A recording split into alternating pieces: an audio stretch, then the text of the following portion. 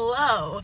We have accomplished the mission of going to Walmart and purchasing a tripod, which is very exciting because we will no longer be leaning the camera against trees, on top of jars of quinoa, balanced against chargers, on top of coolers, on top of bar stools with like a pile of books to get the right height, or any of the other incredibly chaotic things that we were doing that were causing us to have subpar shots. And I'm so excited about it that I had to set it up in my car right here in the parking lot so I could test it out. Yay.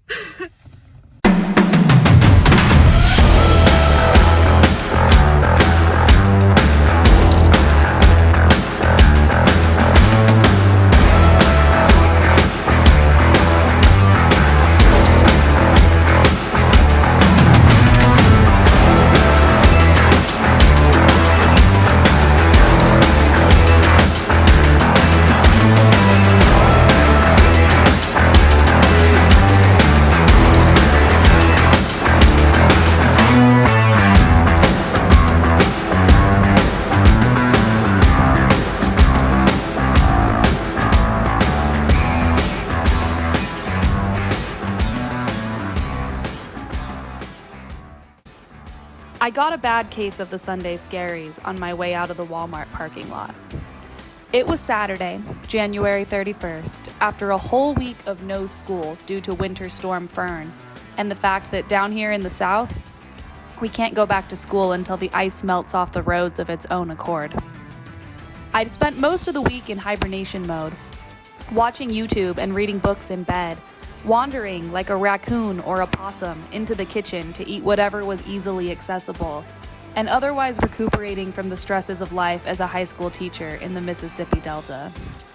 I'd just started to feel good again, to accomplish things, cook, clean up, call the Gap insurance people about my car that got totaled way back in November, have creative ideas and the energy to follow through, all of that kind of stuff.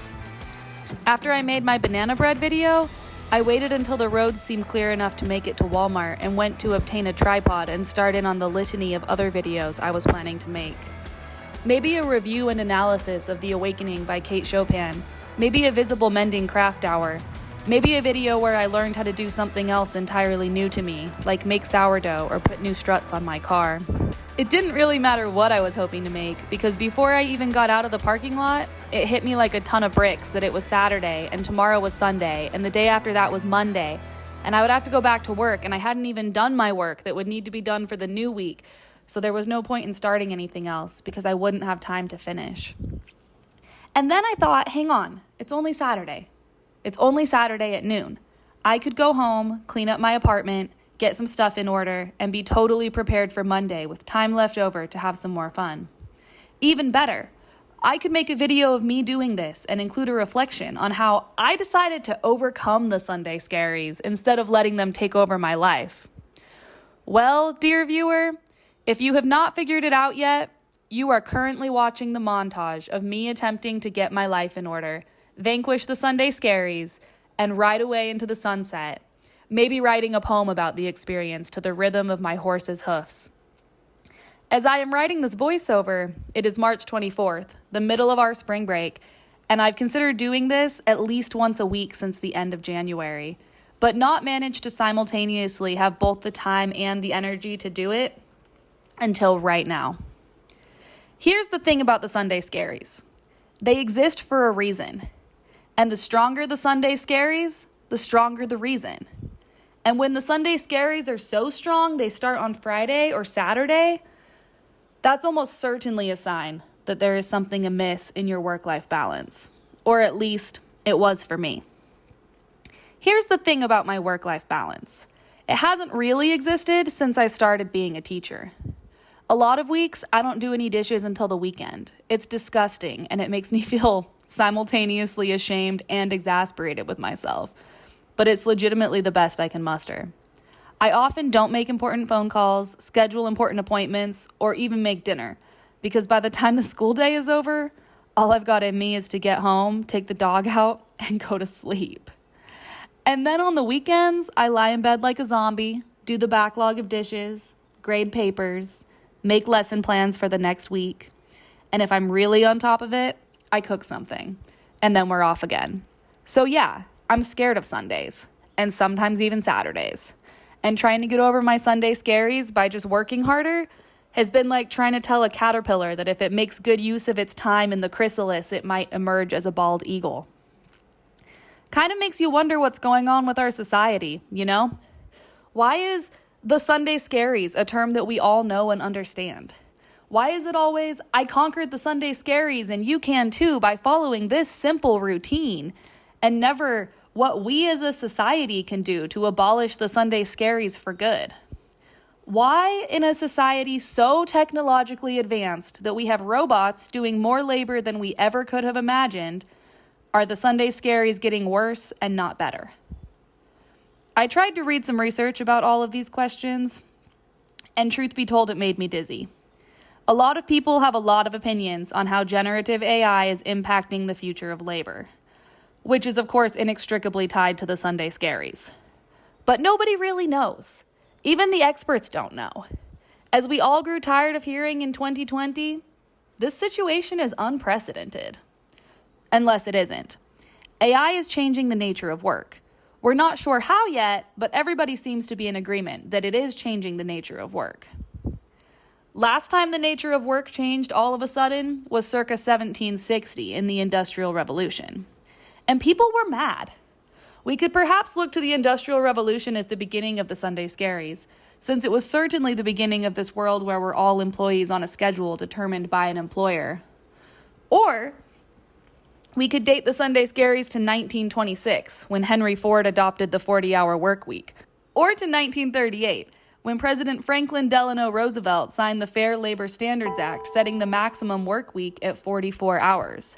Or to 1940, when the limit officially changed to 40 hours. Before then, the work week was 6 or 7 days for many industrial workers. Here's the thing, though. 1926 is only 100 years ago. That's the year when my grandpa, who passed away in 2021, was born. In terms of human history, the 40-hour work week and the Sunday Scaries are brand new. There are likely a lot of effects that we don't yet understand. I often feel like we, as a society, are dropping the ball on the things that matter, while we're off chasing things that seem cool, but are ultimately unimportant. For instance, why are smartphones smarter than ever, but readily available grocery store food seems to be getting less healthy all the time?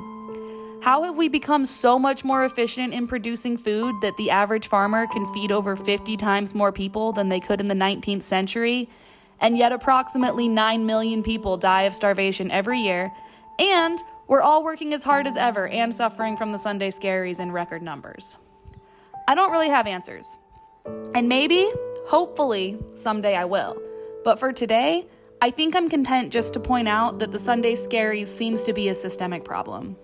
One that we could probably solve if we wanted to work together as a society to create better and more fair systems. But I don't see that happening anytime soon. For me, for now, I know that to abolish or at least reduce the Sunday Scaries in my own life, I need to work a job where I don't work more than 40 hours per week. In my ideal world, I live on a huge piece of property, and I have a huge garden and some farm animals, and I make my money by writing books or hosting workshops or some other venture that is both creative and self-directed. I would love to wake up with the sun and go to bed with the sun, to be able to stop a task when I'm at the limit of my patience and pick it up again when I'm ready, to have nobody telling me what to do by when or how to do it. I'm not afraid of working hard, but I'm afraid of having no time and energy left for the work that feels most important to me, the work of my own life and my own hands and my own mind and my own spirit. People tell me this is unrealistic, but I think they're just afraid to imagine it. As far as I'm concerned, there is no reason why we can't create a world where we all have this freedom. We just have to stop saying we can't without considering how we could. We have to stop putting down ideas because it would be painful to believe in something we want and have it not work out. We have to be creative and community-driven. Call me crazy, but I don't see any reason why we couldn't do it. Anyways, here's to a world without the Sunday Scaries.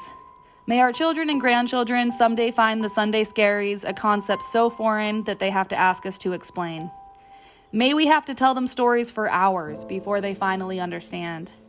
And may we, in the meantime, find ways to fight back just a little bit, to imagine ourselves free of the Sunday Scaries, even if it's out of our grasp for right now.